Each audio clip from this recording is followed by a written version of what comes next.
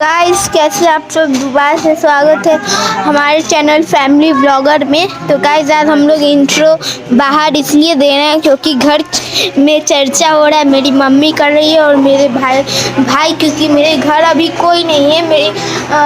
नहीं तो बहुत सारे मेरी दादी माँ ऐसे, लेकिन आज है मेरे घर में मैं हूँ, मेरे भाई है, मेरी मम्मी है और मेरे पापा, इसलिए बहुत कम ही आदमी। गाइस चलते हैं, देखते हैं। गाइस देखिए, यहाँ पे मम्मी और भाई जी यहाँ पे चर्चा कर रहे हैं। देखिए, ये पढ़ रहे हैं, ये वाले पढ़ रहे हैं। देव माँ, गाइस देख सकते हैं यहाँ पे मेरी मम्मी और भाई कर रहे हैं। देव आदि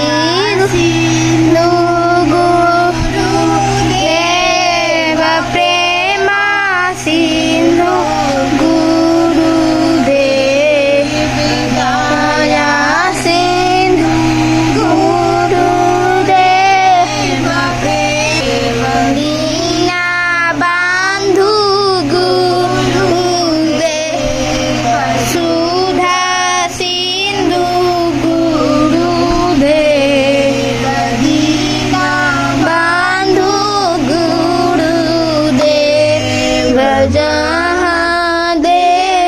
महादेव महादेव योरेश्वर गुरुदेव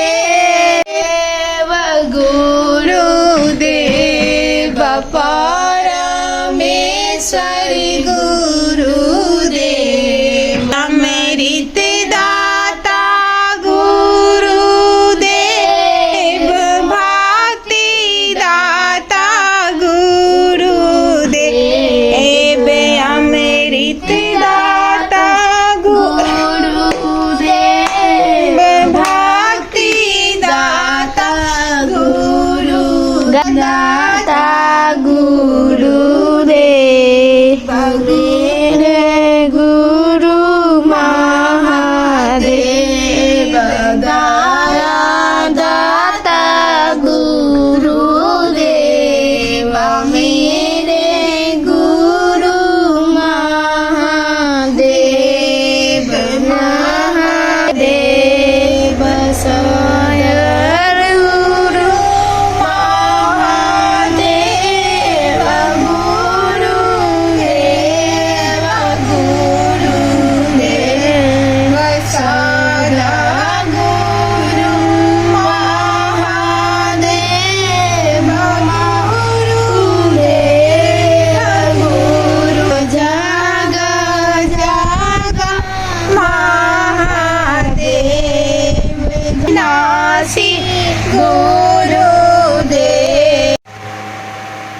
शिव से शिष्य के रूप में ज्ञानार्जन करने वालों की संख्या अपेक्षाकृत नगण्य है।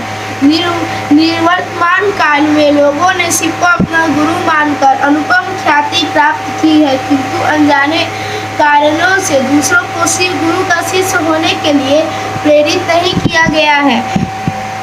गुरु अपने शिष्य के व्यक्तित्व के सर्वोत्तम पक्ष को उजागर करते हैं और परम चेतना से उसका ऐक्य सुनिश्चित करते हैं। महेश्वर शिव को भी अपने शिष्य के अविकसित ज्ञान के स्तर पर आकर उसे पूर्ण ज्ञान की स्थिति में ले जाना होता है।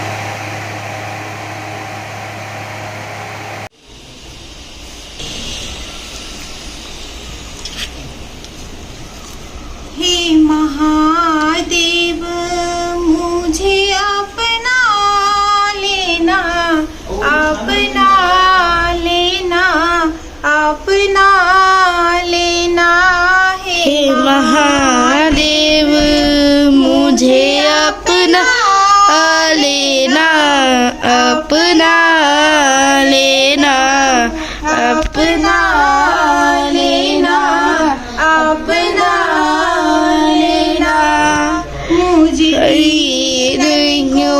शीश बना लेना बना लेना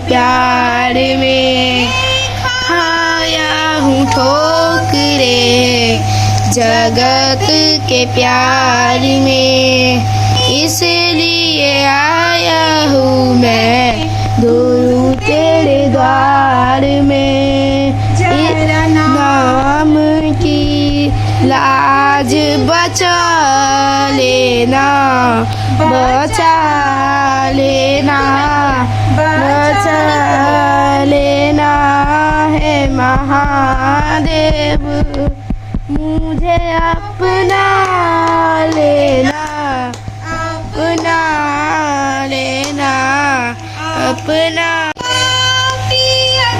में हूँ मैं, हूँ मैं सीधा तेरा, पापी अधर में हूँ मैं, पर हूँ मैं सीधा तेरे, इसलिए न देना गुरुवर और जी है मेरी, ठुकरा न देना गुरुवर और जी है मेरी, टूटी है नैया लाज बचा लेना, लगा लेना, लगा लेना।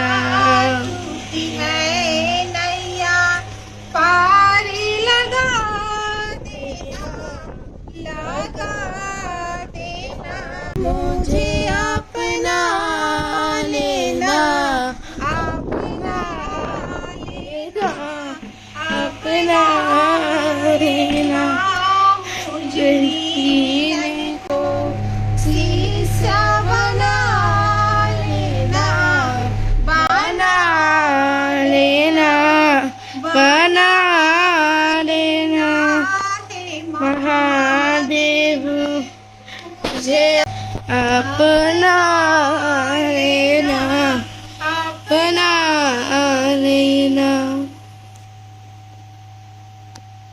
प्राथमिका शक्ति से युक्त होकर अपने प्रारब्ध भोग की विवशता का संहार कर देता है। प्रारब्ध नष्ट होते ही वह शिव के भाव क्षेत्र में प्रवेश की पात्रता प्राप्त करता हुआ शिव भाव को उपलब्ध होता है। शिव के दृश्य योग युगलात्मक रूप का अंकीय विधान विपुल कथित प्रकार से छोटी और बृहदत्तर होने दोनों ही 9 प्रारब्ध भोग व्यवस्था हेतु 27 × 4 मतलब 108, 1 और जोड़ 08 मतलब 9 है। इसलिए मंत्र दृष्टा एवं मंत्र ज्ञाता ऋषियों ने शिव से सावीद प्राप्त किया तथा शिव के ही आदेश से पुरुषार्थ चतुष्टय की साधक विधि से प्राप्ति हेतु मानवीय सृष्टि को प्रदान किया। प्रदाता होने से वे दीक्षा गुरु है तथा दाता होने से शिव गुरु है। शक्ति के धारक शिव है। शिव अपनी धारक शक्तियों के मूल स्वरूप से स्वयं 11 की संख्या से विभूषित है। शिव कार्यों में 11 की संख्या की महत्ता इसी रूप वसात है अर्थात मूल सृष्टा भाव का एक एवं मूल ज्ञाता का गुरु भाव एक युगलात्मक की 11 है। शिव सृष्टा भाव का एक एवं गुरु भाव का एक प्रथम एवं अंतिम है। अतएव मात्र सृष्टिकर्ता गुण सृजन स्थिति और लय का विस्तारित परिणाम सहित 9 की सर्वाधिक संख्या से भी अधिक स्वभावतः और स्वरूपतः है। उपरोक्त 108 की संख्या का मंत्र जाप पर मंत्र और मंत्र का देवता 108 से 3 मतलब 111 बना देता है। मंत्र की यह शक्ति एक भाव से प्रारंभ एवं काल की शक्ति की को तोड़ देती है, क्योंकि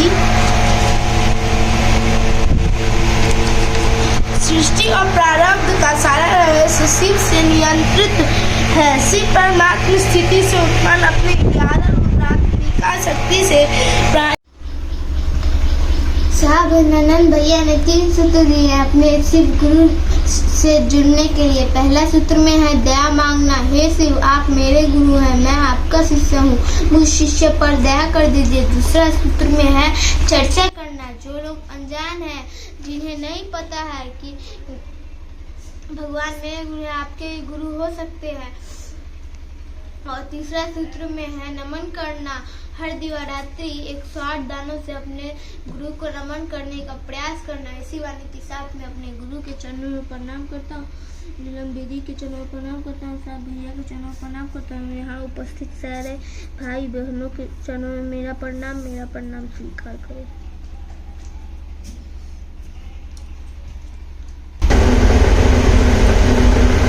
साहब भैया ने हमें अपने गुरु से जुड़ने के लिए 3 सूत्र दिए हैं। पहला सूत्र में है दया मांगना, दूसरा में है चर्चा करना और तीसरा में है नमन करना।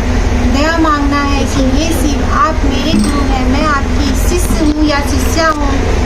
गुरु भाई हैं तो शिष्य बोल सकते हैं और गुरु माता है तो शिष्या बोल सकते हैं।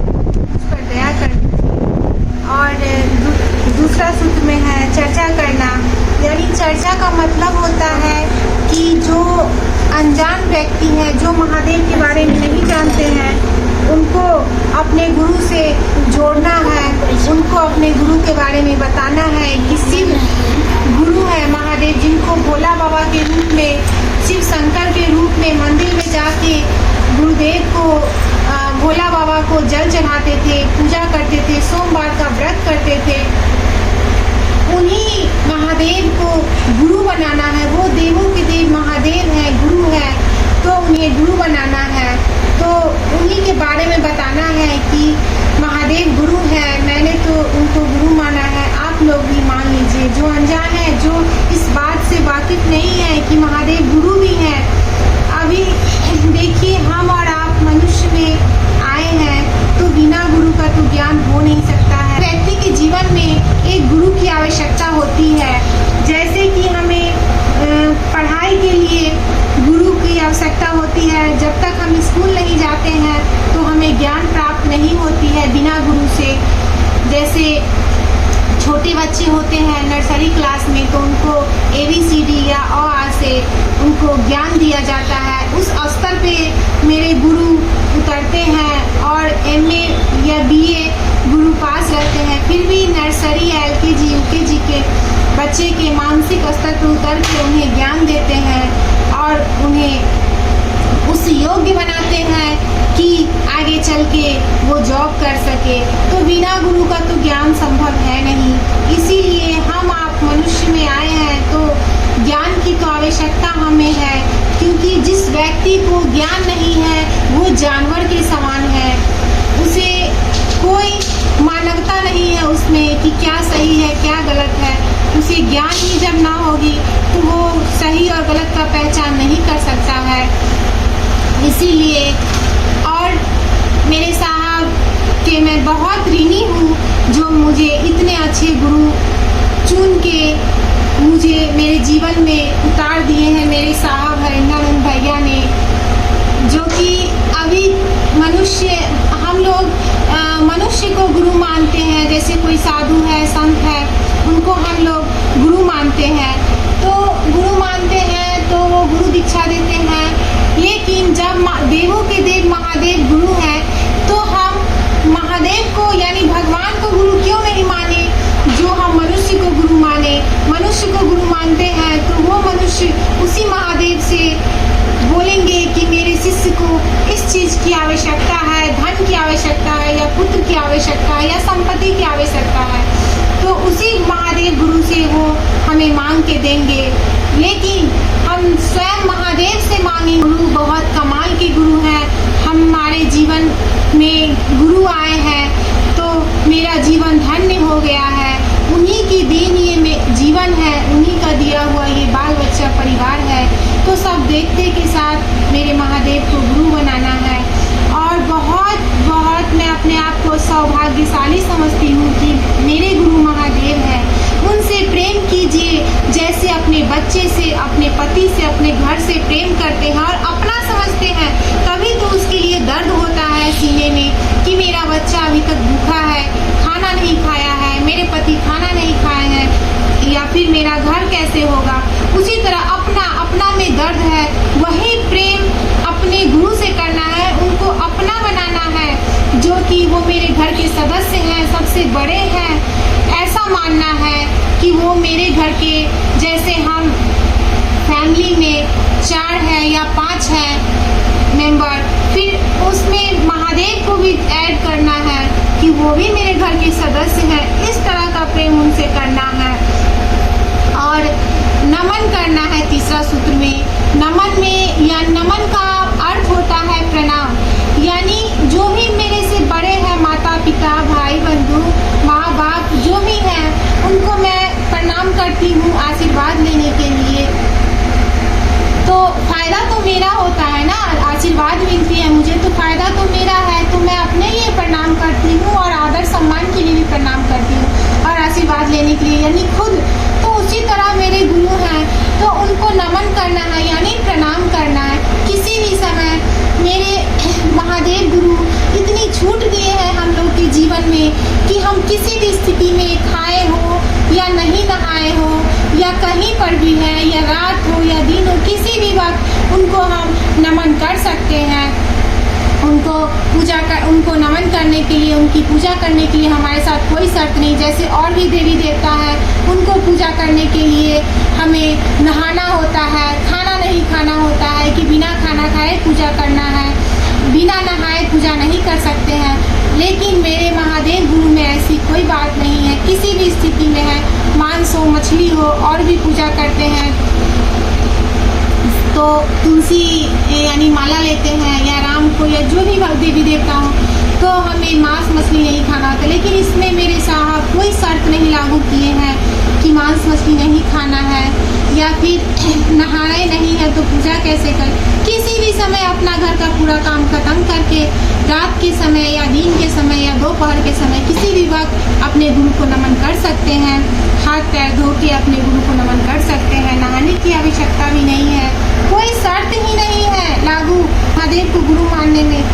हर चीज़ की आज़ादी है जीवन में, खाते रहिए तो नाम लीजिए, नहाइए तो नाम लीजिए, कहीं जाइए तो नाम लीजिए। मेरे महादेव की किसी भी स्थिति में नाम लेते रहिए।